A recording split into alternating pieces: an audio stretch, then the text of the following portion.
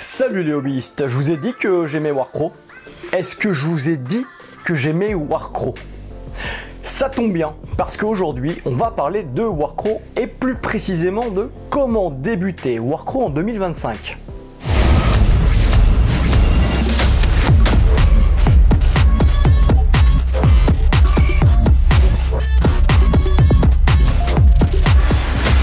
Salut les hobbyistes, je suis John de Games of War Studio et donc aujourd'hui on va parler de Warcraft, l'un de mes nouveaux chouchous.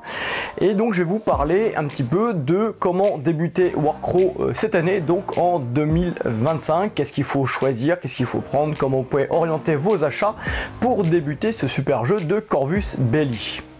Après une énorme hype au tout début du lancement de Warcraft, il y a eu un petit creux de la vague lié à la qualité des figurines du début du premier starter, de la première vague même du starter de Warcraft.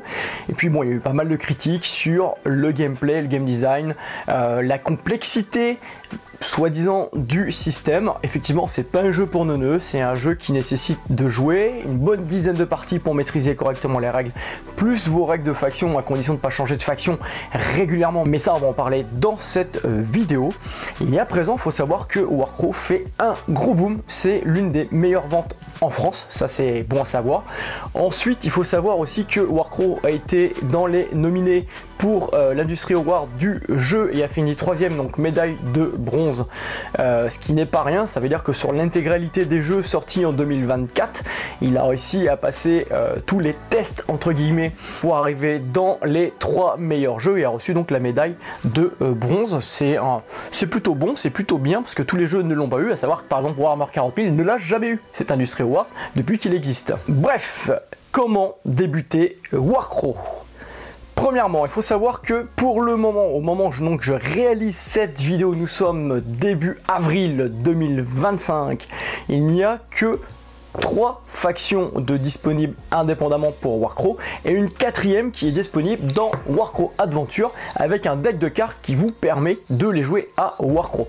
Il y a 2 systèmes de jeu, Warcraft le jeu de figurines et Warcraft Adventure qui c'est ni plus ni moins en fait un dungeon crawler dans l'univers de Warcraft et les figurines sont entièrement compatibles et utilisables pour Warcraft. Dans les 3 factions disponibles, vous avez l'hégémonie d'Umbersig qui est plus ou moins en fait un conglomérat de races, d'elfes, de nains et d'humains, dans un système pseudo-démocratique où il y a une certaine tolérance, et vous pouvez gérer donc la totalité de ces races-là au sein d'une même faction. Ensuite, la 2ème faction disponible, c'est la faction qui a été opposée dans la boîte de démarrage, dans le starter de démarrage, ce sont les tribus du Nord, qui regroupent d'un côté des orques, type Warcraft, clairement, ils sont vraiment très typé Warcraft, et des Varanques. Les Varanques, ce sont des créatures qui ont permis de donner naissance d'ailleurs aux elfes d'un côté, il y a d'autres créatures de l'autre, et donc en fait ce sont des change-peau et qui travaillent main dans la main avec les orques qui vivent dans le Nord, c'est pour ça qu'on les appelle les tribus du Nord. Ça, ce sont les 2 factions de base, et d'ailleurs ce sont les 2 factions que vous trouvez dans le starter de base et dans la boîte d'extension du starter de base, on va en parler juste après.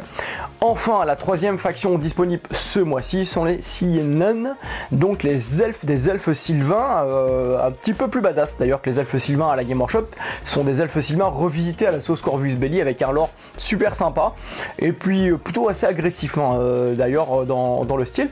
Et donc cette faction est disponible cette année au mois d'avril, et vous allez avoir par la suite 2 autres factions disponibles cette année à partir donc fin août début septembre, au plus tard fin de l'automne, avec un nouveau starter qui opposera les Feudum. Donc c'est de la chevalerie à la française avec tout ce qu'il y a, tout ce qui fait en fait l'image populaire du chevalier face au Yadalbaoth, les figurines que vous avez là-dedans. Alors je ne connais pas au moment où je réalise cette vidéo le contenu exact du starter opposant donc les Feudum au Yadalbaoth. Peut-être que ce sont ces figurines là remises dans la boîte, ou peut-être que ce sont tout simplement des nouvelles figurines. Ça pour l'instant Corvus Belli n'a pas communiqué là-dessus. Les Yadalbaoth, qu'est-ce que c'est? C'est plus ou moins entre guillemets les méchants, mais en fait c'est des elfes qui sont fait pourrir grosso modo, qu'on fuit, qui bossent avec le brouillard, qui fabriquent des créatures, soit des créatures avec de la chair vivante, soit des créatures avec de la chair morte, et en fait qui reviennent en fait prendre leur vengeance sur le monde, donc, grosso modo leur revanche même d'ailleurs, qui viennent prendre leur revanche, si c'est plus correct de dire ça en français,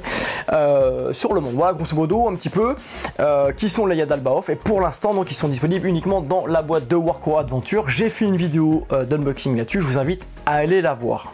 Donc si vous voulez commencer Warcraft, il faut déjà choisir une faction. Quelle est la faction qui visuellement vous plaît le plus? Je pense que c'est le plus important à l'heure actuelle, notamment dans un jeu de figurines. Je pense qu'il faut d'abord accrocher au visuel avant toute autre chose. Et après, il y en a certains qui s'intéressent vraiment au côté compétitif, au gameplay à proprement parler de chaque faction.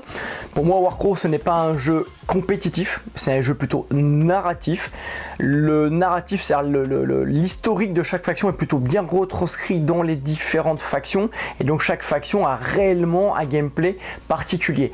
Par exemple, l'hégémonie Number 6, vous avez de tout, c'est vraiment de tout. Vous avez du magicien, vous avez du technicien, grosso modo, avec du tireur, etc. et tout. Vous avez des figurines assez armurées, vous avez des figurines qui tapent très fort, etc. Vous avez quelque chose qui est assez hétéroclite et qui vous permet de jouer plein de listes différentes. L'orc, on va pas se cacher, c'est relativement bien bourrin. Le Varrank, le côté change-peau apporte, c'est moins bourrin que l'orc, mais ça apporte des petits trucs qui vont permettre de jouer avec vos variations et de transformer vos figurines, etc. En monstres, donc en renard, en loup, en ours polaire, enfin bref.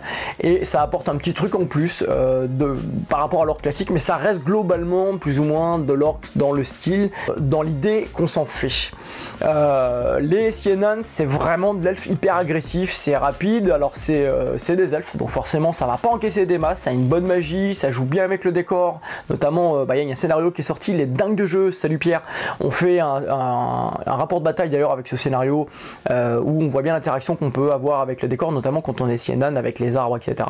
Un petit truc intéressant. Encore une fois, pour moi, Warcraft est un jeu vraiment narratif, ultra narratif, plus que compétitif. Mais ça, je pense qu'on fera une autre vidéo pour en parler une fois qu'on aura bien maîtrisé toutes les factions sorties, qu'on aura bien fait le tour de tout ça pour parler en profondeur de ce jeu et de cet aspect-là potentiel du jeu. Les Yadalbaoth, c'est une faction qui paraît plus subtil à jouer, donc encore une fois disponible uniquement pour l'instant jusqu'à l'automne dans cette boîte là, Warcraft, et dans les différentes extensions qui sont sorties avec le pack de cartes à côté. C'est plus subtil, c'est la faction que je joue en ce moment, que je joue énormément, et c'est vraiment une faction qui est très particulière à prendre en main. C'est du body horror hein, au niveau du style visuel, donc ça faut aimer aussi, elle se détache vraiment des autres factions, et c'est une faction qui peut être, ça bouge bien, mais c'est fragile. Une fois qu'on arrive au CAC, on n'a pas énormément de punch par rapport aux autres factions, notamment les orcs qui en ont plus, ou l'hégémonie qui gère assez bien. Donc c'est une faction, je pense qu'il n'est pas conseillé aux débutants si vous n'avez pas l'habitude de jouer à des jeux d'escarmouche et à jouer en finesse, parce que là on va vraiment jouer sur le moral, sur le fait de stresser les unités pour les faire fuir, etc. Donc il y a vraiment un gameplay très particulier qu'on n'a pas forcément dans les autres factions, qui sont un petit peu plus faciles, notamment l'hégémonie et les orques, à prendre en main. A savoir que dans le gros bouquin de règles, il y a énormément de lore, il y a plus de lore d'ailleurs que de règles, et on nous parle aussi des Mount Even, donc des nains à proprement parler, donc il va y avoir une faction de nains, je pense, l'année prochaine, on va certainement avoir du teasing dans l'année, ou peut-être fin d'année.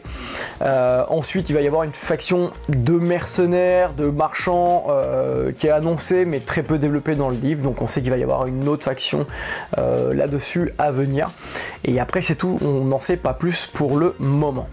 Donc une fois que vous avez choisi votre armée en fonction de la gueule des figurines, les figurines c'est ce qui compte le plus pour moi, potentiellement par rapport au gameplay, votre niveau de joueur, encore une fois si vous êtes plutôt débutant et plutôt timide, je dirais de vous diriger plutôt sur des orques ou Umbersig, donc l'hégémonie. Si vous êtes un joueur un peu plus confirmé, un peu plus subtil sur des elfes, voire si vous êtes un joueur voilà, qui aime bien la difficulté et le bon challenge, les Yadalbaoth, voilà à l'heure actuelle comment ça se positionne. Si vous voulez commencer par l'hégémonie ou les orques, c'est génial, puisque c'est le starter de base proposé en ce moment par Corvus Belli.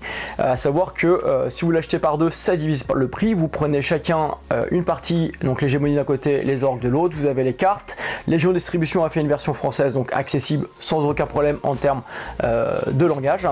La traduction est bonne, hein, globalement il n'y a pas de souci. Les erreurs qui ont été faites dans le livre de règles sont faites par Corvus Belli, donc forcément les erreurs se sont répercutées dans la traduction. mais Corvus Belli a communiqué comme quoi il y a eu pas mal d'erreurs de fait dans le livre de règles et ils ont faqué, ils ont passé pas mal d'informations via leur Discord ou leur site internet. Et leur site internet d'ailleurs est très bien fait, il y a énormément de ressources à aller chercher qui sont mises à jour régulièrement. Je vous invite à aller les récupérer, à vous les procurer.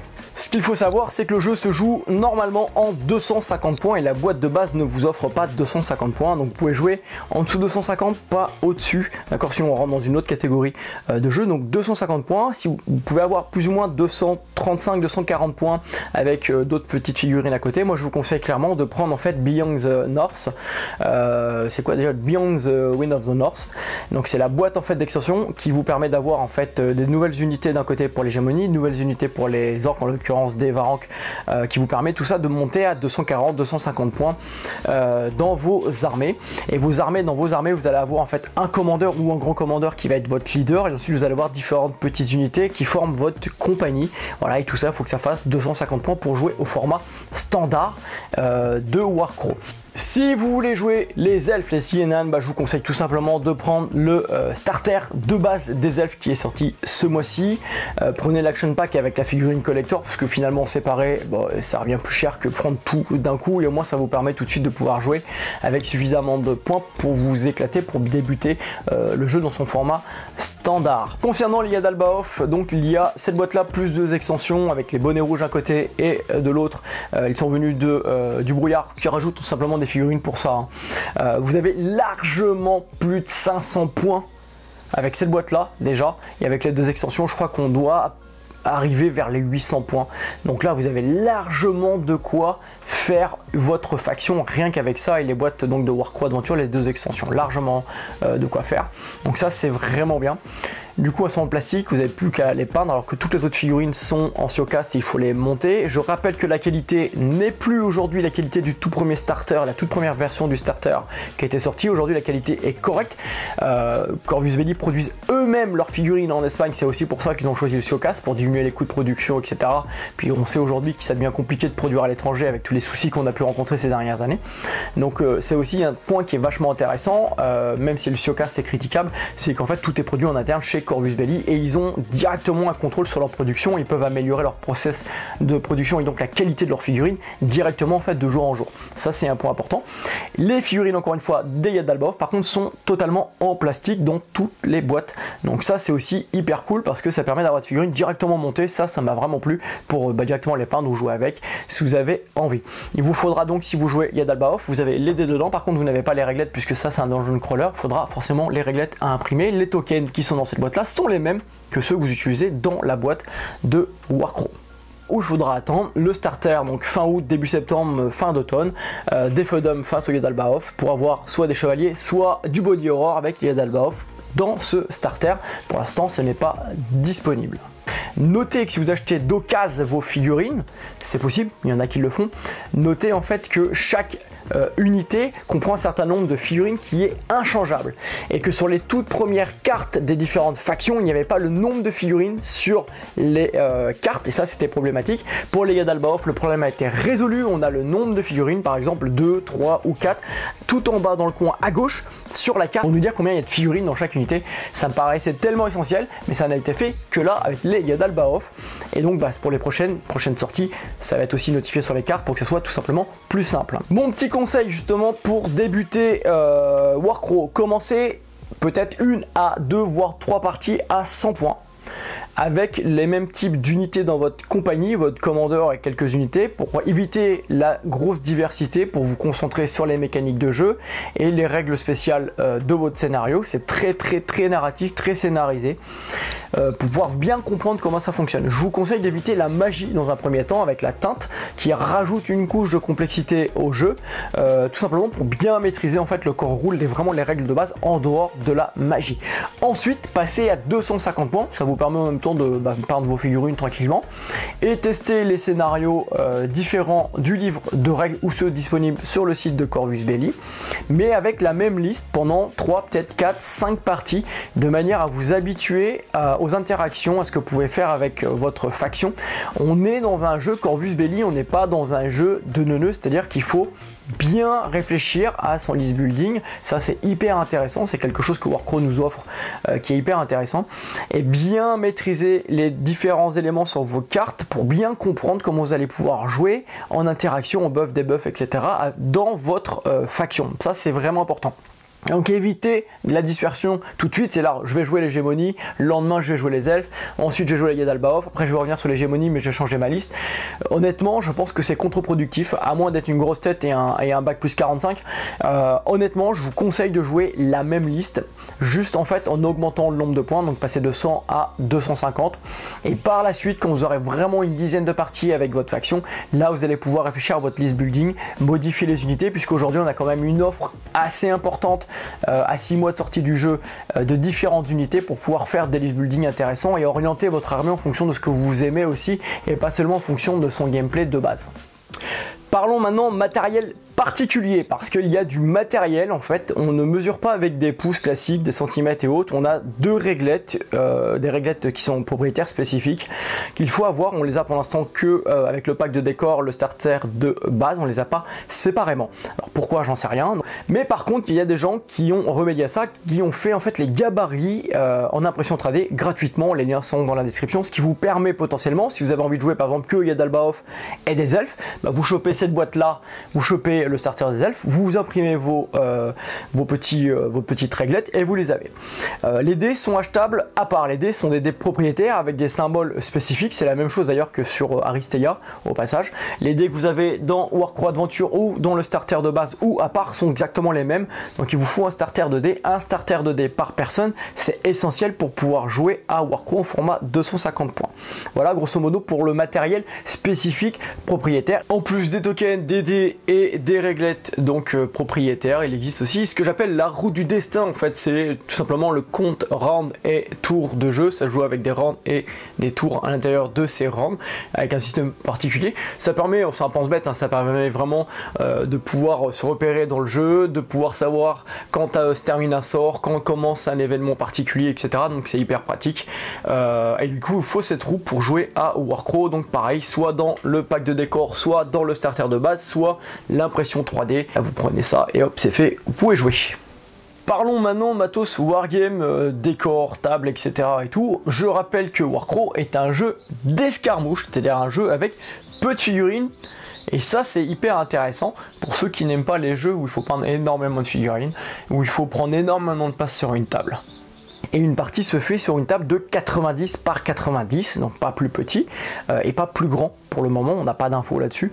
Donc c'est vraiment une petite taille en fait de table. Donc il vous faudra de toute façon un tapis pour jouer à ce jeu-là de cette taille-là, ou une table que vous allez mesurer, vous allez comment dire, démarquer avec des éléments si vous avez des tapis plus grands. Il vous faudra également quelques décors comme dans le starter de base, à savoir que les décors sont vendus aussi séparément, c'est du carton pré-peint, j'ai fait une vidéo là-dessus aussi durant l'unboxing, mais aussi une vidéo de custom des décors pour les rendre plus réalistes. Vous pouvez aussi vous procurer des décors pré-peints comme ceux de Battle System qui sont très bien, disponibles chez Figurine Hobby au passage, ou des décors pré-peints Battle Ready comme ceux que propose Torek. Par exemple, il ne vous faudra pas beaucoup de décors, une petite baraque, quelques haies, des petits murs, une petite mare, un petit bois, de préférence avec les arbres qui peuvent se défaire. Et c'est bon, vraiment c'est un jeu qui ne nécessite pas beaucoup de décors et donc pas beaucoup d'encombrement sur la table mais aussi dans les placards. Pour vous procurer les règles, c'est essentiel hein, quand même, les règles on va pas oublier, vous avez plusieurs options. Soit vous prenez le PDF qui est gratuit en anglais sur le site de Corvus Belli et du coup il est mis régulièrement à jour en incluant les errata, etc. Donc ça c'est plutôt cool. Soit vous prenez donc le starter de base, vous avez le livret d'initiation, il a été traduit en français par Légion Distribution. Bon voilà, donc après c'est une mini campagne entre l'hégémonie et les tribus du Nord que vous pouvez jouer avec des petits scénarios appropriés et qui vient finalement spoil, mettre en scène l'arrivée d'une créature des Yadalbaoth, mais je vais pas rentrer plus dans les détails, justement pas trop spoiler la campagne. C'est sympa à faire, c'est assez rapide, c'est pas ultra technique, ça vous permet justement de démarrer dans le jeu tranquillement. La dernière option qui pour moi est la meilleure, et je vais vous expliquer pourquoi, c'est d'acheter le livre de règles. Le livre de règles en plus a été traduit par Légion Distribution, il est disponible chez mon partenaire Figurine Hobby, n'oubliez pas le code Games of War si vous voulez bénéficier de 5% de réduc dessus. Pourquoi le livre c'est la meilleure des options? Tout simplement parce que vous avez quasiment 300 pages de fluff. Et pour moi, Warcraft est un jeu ultra narratif. Et vraiment, se plonger dans le fleuve, dans l'or du jeu permet de goûter les factions, de comprendre un petit peu quelle faction se joue comment, parce que clairement Corvus Belli a réussi le défi de coller en fait un lore et un game design ensemble, en commun. C'est-à-dire que le game design correspond bien au lore et ça c'est vraiment bien, on le ressent vraiment bien quand on lit le lore et quand on va jouer pour les premières fois avec les différentes factions, on va vraiment s'apercevoir en fait que ça colle vraiment à l'esprit au lore tant dans le fond que dans la forme. Donc ça c'est un premier point, mais en plus c'est tellement riche, on est dans le début d'un jeu comme Infinity autrefois, c'est le commencement et c'est déjà ultra riche, hyper travaillé. Moi j'y reviens souvent, j'aime bien rebouquiner, relire des passages etc, parce qu'il y a des petits trucs que je m'aperçois au fur et à mesure en fait que je comprends un peu mieux et autres. Donc je trouve que c'est un livre qui est vraiment riche. En plus vous avez toutes les règles dedans, alors combien même il y a eu quelques petites erreurs, vous avez les facs, les erratas imprimés à côté, bon ça pose pas trop de soucis. Donc voilà, donc c'est pour moi c'est un must-have, vraiment débuter en achetant le bouquin, votre faction, votre matériel de base et le bouquin, pour moi je pense que c'est un must-have et c'est essentiel en fait si vous voulez vraiment vous plonger correctement dans le jeu et notamment dans l'aspect narratif. Voilà les hobbies, j'espère que cette vidéo vous aura plu. Si c'est le cas, laissez-moi un pouce vers le haut. N'hésitez pas à poser vos questions dans les commentaires si vous en avez, je suis là pour ça. Ou nous rejoindre sur notre Discord aussi, où nous parlons de Warcraft régulièrement. N'hésitez pas vraiment si vous avez la moindre question, il n'y a pas de questions bêtes. Du Warcraft, vous allez en voir sur la chaîne, vous l'aurez compris, ça c'est évident. Le petit moment publicitaire, si vous voulez commander vos figurines tout en soutenant Game of War Studio, notre développement, n'hésitez pas à aller faire vos cours chez Figurines et Hobby. En utilisant le code Games of War, vous allez avoir 5% de réduction immédiate sur votre commande. En plus de tous les autres avantages de Figurines Hobby, livraison très rapide, 5% de cashback, etc. Et des prix intéressants sur la boutique déjà initialement avant même la réduction de mon code. Et puis en attendant, je vous dis à bientôt les hobbyistes.